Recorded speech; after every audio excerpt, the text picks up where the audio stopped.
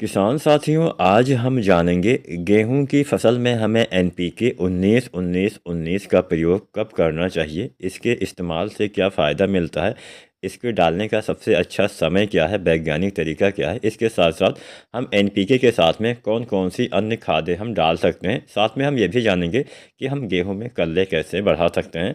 तो एक सही और संपूर्ण जानकारी के लिए पूरा वीडियो किसान साथियों ज़रूर देखिएगा। और कोई भी आपके मन में सवाल हो, कुछ भी आपके मन में सुझाव हो, कुछ भी आप चाहते हैं कि हम इस विषय के ऊपर वीडियो बनाएं, तो उस विषय उस टॉपिक का नाम आप नीचे कमेंट के माध्यम से हमें बता सकते हैं। हम उसके ऊपर अगर मान लीजिए 5-6 लोग या 10 लोग कमेंट करते हैं, तो हम उस विषय पे बहुत जल्द से जल्द वीडियो बनाने का पूरा प्रयास करेंगे। तो चलिए, अगर अभी आपकी गेहूँ की फसल कितने दिन की हो गई है, अगर आप हमें ये बता सकते हैं तो आप नीचे कमेंट के माध्यम से हमें यह ज़रूर बताएँ कि आपने क्या गेहूँ की बुआई कर दी है या नहीं की है, और आपकी अभी गेहूं की फसल कितने दिन की हो गई है। अगर आप सरसों के ऊपर वीडियो देखना चाहते हैं तो भी हमें नीचे कमेंट के माध्यम से बताइएगा। तो चलिए, एनपीके 19-19-19 के बारे में जानते हैं। सबसे पहले इसके बारे में थोड़ा बहुत जान लेते हैं, उसके बाद हम जानेंगे कि हमें कब इसका प्रयोग अपने गेहूं की फसल में करना चाहिए। किसान साथियों, एनपीके जो होता है 19-19-19, इसमें 19% नाइट्रोजन पाया जाता है, 19% फास्फोरस और 19% पोटेशियम पाया जाता है। यानी जो हमारे मुख्य तत्व होते हैं नाइट्रोजन, फास्फोरस और पोटेशियम, ये इसमें बराबर बराबर मात्रा में पाए जाते हैं। नाइट्रोजन हरियाली लाने में मदद करता है, पौधे में कल्ले के विकास में, मतलब जितना भी वानस्पतिक विकास होता है, पौधे के ऊपरी हिस्से वाला जितना भी विकास होता है, उसमें नाइट्रोजन सबसे ज़्यादा काम करता है। और हमारे मिट्टी में सबसे ज़्यादा अगर किसी तत्व की कमी है तो वो है नाइट्रोजन। सबसे ज़्यादा पौधे को नाइट्रोजन चाहिए होता है, उसके बाद में फास्फोरस चाहिए होता है, उसके बाद में पोटास। अब फास्फोरस का अगर हम मेन काम जाने तो ज़्यादातर किसान साथी तो यही जानते हैं कि फास्फोरस से जड़ों का विकास होता है। हालांकि ये कुछ मायनों में सही भी है कि फास्फोरस जड़ विकास में मदद करता है, लेकिन इसके अलावा भी फास्फोरस के बहुत सारे कार्य होते हैं किसान साथियों। फास्फोरस प्रकाश संश्लेषण में भी मदद करता है। इसके साथ साथ फास्फोरस पौधे में एक एसिड होता है जिसको हम न्यूक्लिक एसिड बोलते हैं, प्रोटीन होता है, एंजाइम होता है, इसके बनने में भी काफ़ी मदद करता है, जिससे पौधे का सही से विकास होता है। फास्फोरस से जड़ों का विकास सही से होता है, फास्फोरस से कोशिका विभाजन सही से होता है, फास्फोरस से पौधे में वृद्धि और उपज में काफ़ी अच्छी बढ़ोतरी देखने को मिलती है। इसके साथ साथ फास्फोरस से फूल और फलों के विकास में भी मदद मिलता है। इसलिए हम जब हमारे गेहूं में बालियाँ निकलने वाली होती है, उस समय हम 0-52-34 डालते हैं, जिसमें 52% फास्फोरस पाया जाता है। फास्फोरस फूल और फल के विकास के लिए भी उपयोगी होता है। फास्फोरस हमारी फसलों को समय से पकने में भी मदद करता है, सर्दियों से भी बचाता है, बीज निर्माण में बढ़ावा देता है, कल्लों के फुटाव को उत्तेजित करता है और पानी के उपयोग दक्षता को बढ़ाता है। तो ये हो गए फास्फोरस के काम। इसके साथ साथ पोटास के भी बहुत सारे कार्य होते हैं। पोटास से प्रकाश संश्लेषण को ये प्रोत्साहित करता है, और प्रकाश संश्लेषण जो उत्पाद होता है बीज जड़ फल तक पहुंचाने का काम भी करता है। मतलब प्रकाश संश्लेषण से जो पौधे भोजन बनाते हैं उसको आपके पौधे के बीज जड़ फल तक पहुंचाने का काम करता है। फल बीज गिरने से भी बचाता है, आपके पौधे में रोग प्रतिरोधी क्षमता को विकसित करता है, जड़ को भी मजबूत बनाता है, तने को मजबूत बनाता है, और कोशिका में जो आपके जल होता है मौजूद होता है उसको भी ये नियंत्रित करता है। पोटास से स्टोमेटा जो होता है उसके खुलने बंद होने में काफ़ी मदद होती है। पोटास पौधे में भोजन बनाने के लिए भी, संपूर्ण भागों तक पहुँचाने के लिए भी काफ़ी अच्छा काम करता है। पोटास, नाइट्रोजन और फास्फोरस पौधे के जैविक क्रियाओं के लिए काफ़ी ज़रूरी तत्व होते हैं किसान साथियों। पोटास से पाला और सूखे के प्रति आपकी फसल को बचाता है। तो यहाँ पे हमने नाइट्रोजन, फास्फोरस और पोटास से क्या क्या फ़ायदा मिलता है इसके बारे में हमने जान लिया। अब हम ये जानते हैं कि हमें इसका इस्तेमाल गेहूं में क्यों करना चाहिए, क्यों हम इसका इस्तेमाल करते हैं।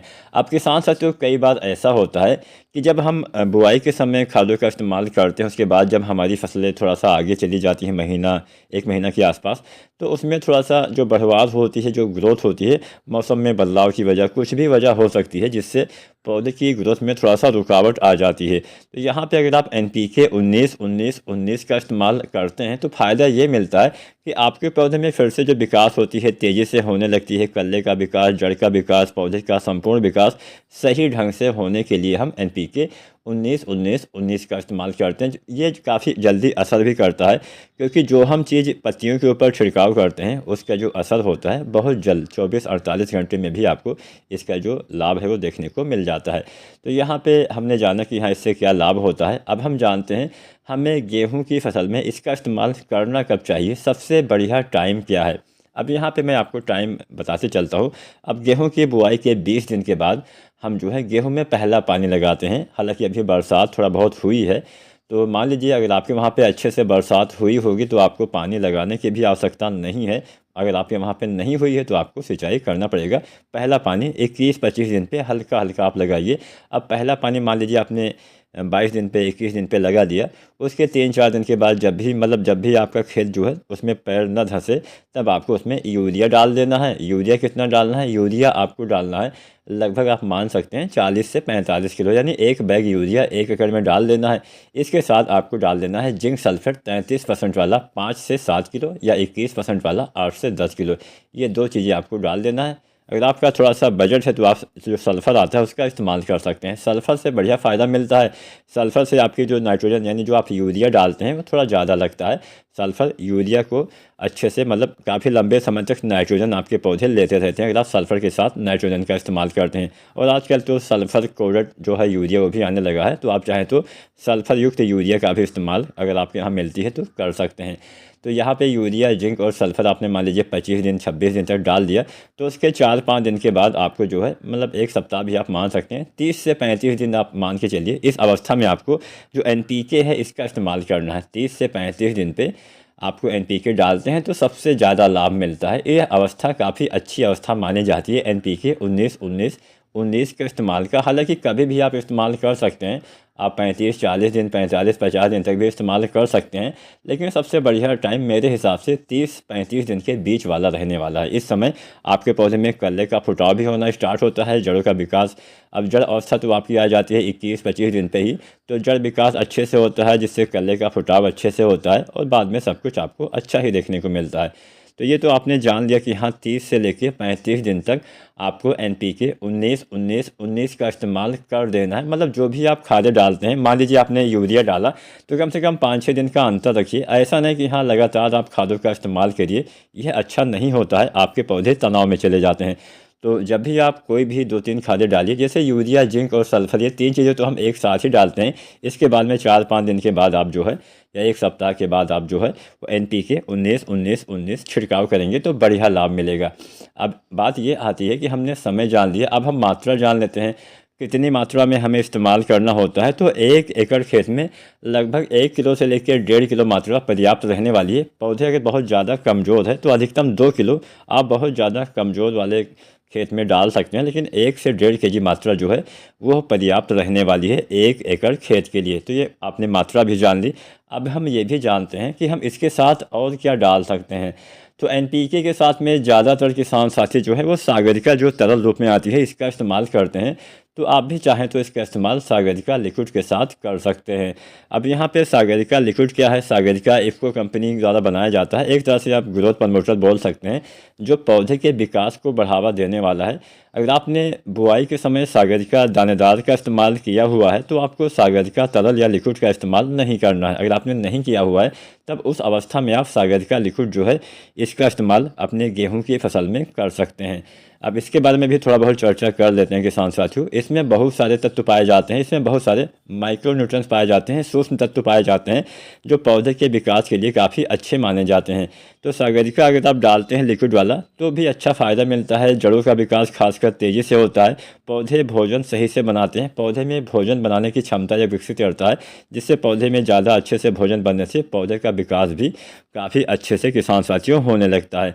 तो सागरिका अगर आप लिक्विड वाला डालना चाहते हैं तो आप NPK के साथ में वही 30-35 दिन पे आप इस्तेमाल करिए, बहुत ही डबल फ़ायदा आपको देखने को मिलेगा। एक तो आपका नाइट्रोजन, फास्फोरस, पोटास भी मिलेगा, साथ में बहुत सारे जो सूक्ष्म तत्व है वो भी आपके पौधे को, यानी जो माइक्रो न्यूट्रिएंट्स है वो भी आपके पौधे को देखने को मिल जाएंगे, जिससे पौधे का और तेज़ी से और अच्छे से विकास हो पाएगा।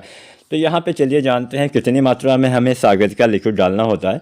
तो सागरिका लिक्विड की मात्रा अपने फसल के हिसाब से आपको करना है। 250 से 500 ml मात्रा आप डाल सकते हैं। फसल थोड़ा अच्छी है तो आप 300 या 350 या 400 ml तक डालिए। थोड़ा कमज़ोर है तो 400 से 500 ml तक आप 1 एकड़ खेत में डाल सकते हैं। तो औसतन आप मान के चलिए 300 या 400 ml 1 एकड़ में आपको सागर का लिक्विड। अब इसके साथ में आपको NPK 19-19-19 का इस्तेमाल करना है। अब यहाँ पे एक ध्यान आप ये दीजिएगा कि दोनों को अलग अलग घोलिए, मतलब NPK आपको घोलना पड़ेगा, सागर का लिक्विड रूप में ही रहती है, तो NPK को आपको अच्छे से घोल लेना। उसके बाद में एक साथ टंकी में डाल के आप इस्तेमाल करेंगे तो और अच्छे से लाभ और ज़्यादा लाभ के साथ साथ आपको देखने को मिलेगा। अच्छे हरियाली, कल्ले, फुटाव, ये सब आपको देखने को मिलेगा।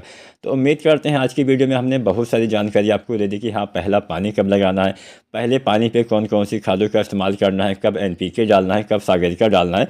तो अगर ऐसी ही वीडियो आप देखना चाहते हैं तो चैनल पे बने रहिए, और सब्सक्राइब नहीं किया है तो SRJ खेती चैनल को सब्सक्राइब करके बेल आइकन ज़रूर दबाएँ। अगर वीडियो मेरी पसंद आई है तो लाइक भी करें। धन्यवाद।